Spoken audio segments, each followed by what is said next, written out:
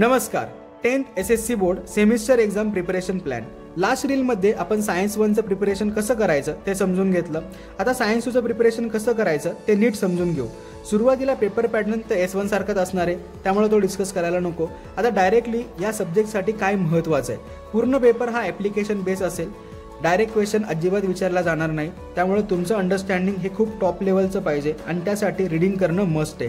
Question कुठल्या टाईपचे असतात. Give reason, difference, web diagram, flow chart, table, function, objective of any process, important, advantage, disadvantage, name of diagram किंवा your suggestions या टाईपमध्ये तुम्हाला questions विचारले जातील.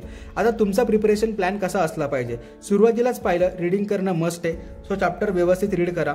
इम्पॉर्टंट वर्ड्स, पॉईंट्स हायलाईट करा. त्यामुळं काय होईल, एक सेंट्रल आयडिया येईल त्या चॅप्टरबद्दल. नंतर एक्झरसाइजचे क्वेश्चन्स प्रिपेअर करा आणि एंडिंगला पुन्हा एकदा जे हायलाईट केलेले पॉईंट्स होते ते रीड करा. नंतर जे प्रिव्हियस इयरचे क्वेश्चन्स तुम्हाला माहिती असतील किंवा मी तुम्हाला पाठवले आहेतच, ते क्वेश्चन्सचे आन्सर व्यवस्थित ओवन वर्ड्समध्ये लिहा.